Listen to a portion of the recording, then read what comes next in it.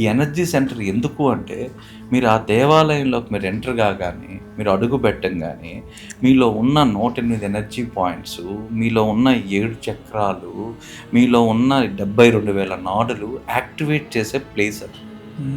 మీరు పాత కాలాల్లో మీరు చూసినట్లయితే, ఎవరైతే నిత్యం గుడికి పొద్దున, సాయంత్రం వెళ్ళేవారు సార్. వెళ్ళేవాళ్ళు. ఈ వెళ్ళే వాళ్ళల్లో ఈరోజు చూడండి మీకు అనారోగ్యాలు ఎంతమందికి ఉన్నాయండి? అందుకే అంటే ఓల్డ్ పీపుల్ని చూసినా సరే కొంచెం 90 స్టెబుల్ ఉన్నారు. వాళ్ళు తినేది మనలాగా multigrain items, vitamin items, proteins ఏం తినరు. అవును. అయినా వాళ్ళు హెల్దీ.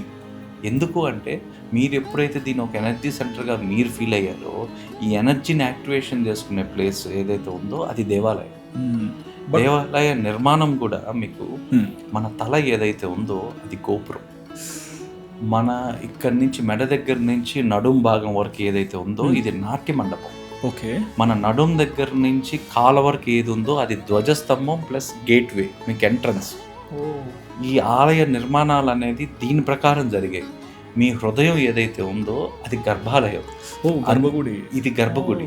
ఈ గర్భగుడి మీరు చూడండి, ఫస్ట్ మీరు దేవుడి దగ్గరికి వెళ్ళి దండం పెట్టుకోగానే మీరు ఫీల్ అయ్యేది హార్ట్లో, నాట్ హెడ్లో. టెన్షన్ కానీ యాంగ్జైటీ అన్నీ మీకు కామ్ అవుతాయి. అవును. ఆ జీరో స్టేట్కి వస్తారు. సో ఈ గుండెల్లో భారం దిగినప్పుడే మీ కళ్ళల్లో నీళ్ళు కూడా వస్తాయి. అదొక గ్రాటిట్యూడ్. ట్రూ. వెంకటేశ్వర స్వామి దర్శనమైనప్పుడు కూడా కొంతమంది ఎక్స్పీరియన్స్ జర్క్స్, ఆ వైబ్స్ కానీ, కళ్ళల్లో నీళ్ళు రావడం కానీ. ఎందుకు అంటే ఆ గుండె బరువు అక్కడ పెట్టారు. ఎందుకంటే ఇదే మన గర్భాలయం. హార్ట్ ఇది ఆగిపోతే మనం లేము. ఇప్పుడు ఇది కొట్టుకున్నంతసేపు శవం, ఇది లేకపోతే మన శవం.